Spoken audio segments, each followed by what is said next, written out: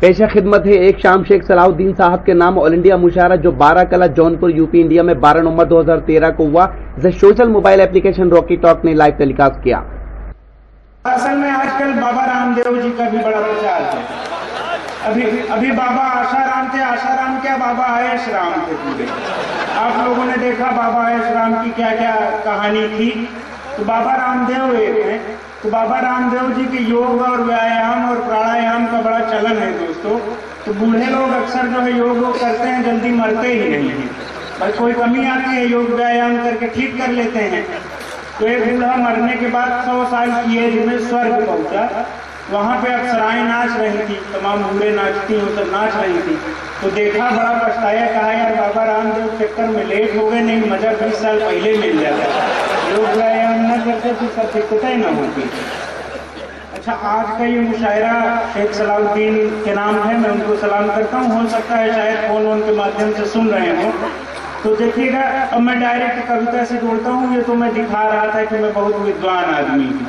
विकास बौखल भाई बैठे हुए, इनकी शादी हुई है। दरअसल इनकी शादी जिससे हुई वो बहुत मोटी है भाभी हमारी, लेकिन भाभी एक टांग इनके ऊपर रख दी सोते समय। बौखल भाई शरीर आप देख रहे हैं, अभी आएंगे आपके बीच में, इनका दम घुटने लगा। इन्होंने कहा अच्छा ही बताओ कि घुट घुट के मरना अच्छा है। अंबर भाई आ गए, मैं सलाम करता हूँ। तो उन्होंने कहा ये बताओ घुट घुट के मरना अच्छा है कि एक ही बार में मरना अच्छा है। तो कहीं नहीं, तड़प तड़प के मरना अच्छा नहीं होता, एक ही बार में मरना अच्छा है। उन्होंने कहा कि मेरी जान दूसरी टांग मुझे ऊपर रख दो, मैं एक ही बार में मर जाऊँ।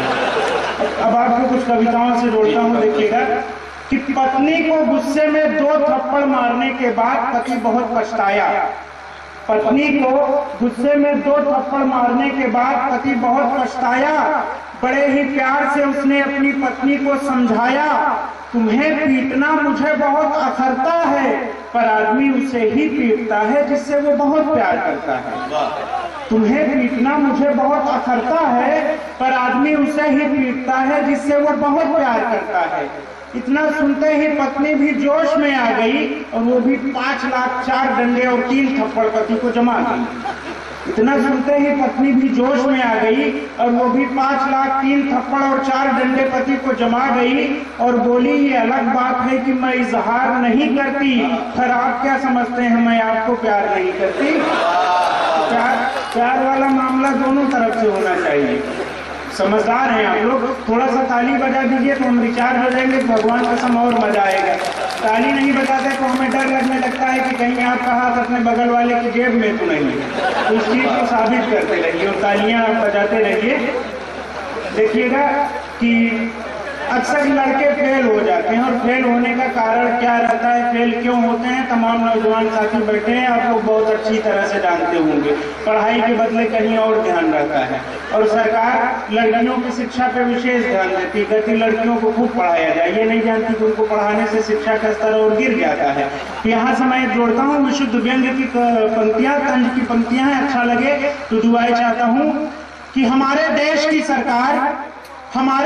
की सरकार आजकल कर रही एक नया प्रचार, कहती है हर लड़की को पढ़ाओ, कहती है हर लड़की को पढ़ाओ, उसे आगे बढ़ाओ, भारत नए कीर्तिमान गढ़ेगा, शिक्षा का स्तर भारत का स्वाभिमान बढ़ेगा। लेकिन मैं इसे नहीं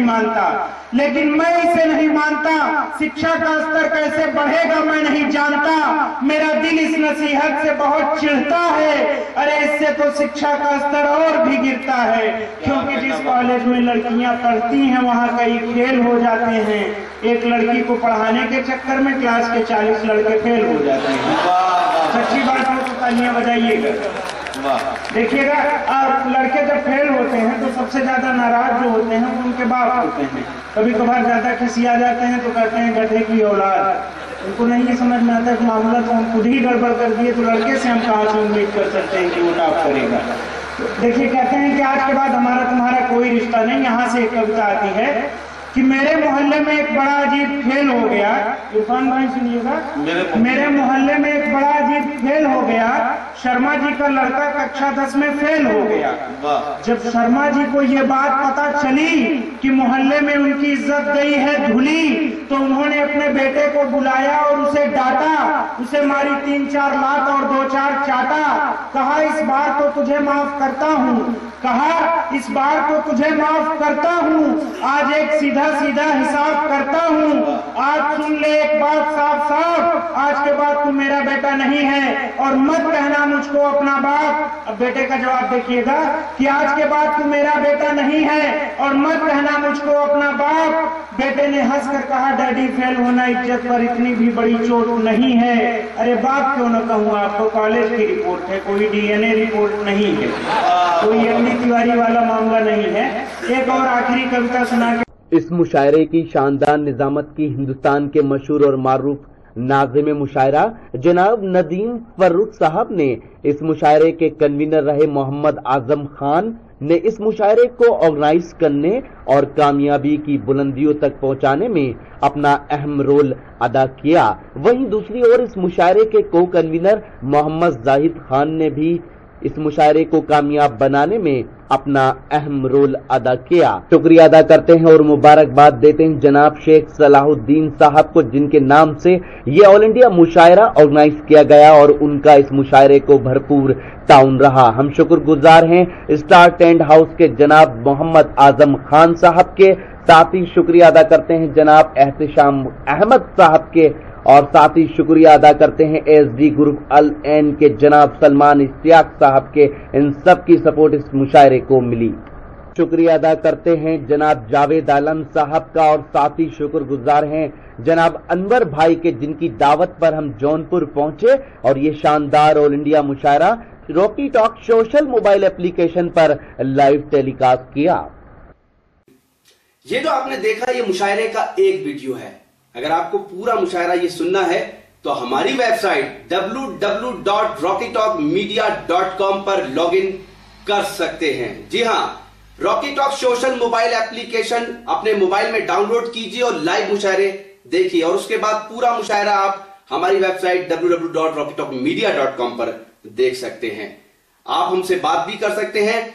हमारा मोबाइल नंबर है 9997640286, और अगर आप मेल के थ्रू अपनी कोई राय देना चाहते हैं तो हमारी मेल आईडी है rockytalkmedia@gmail.com। तो फिर किसी शहर से किसी और मुशायरे को आप तक पहुंचाएंगे। Bye bye.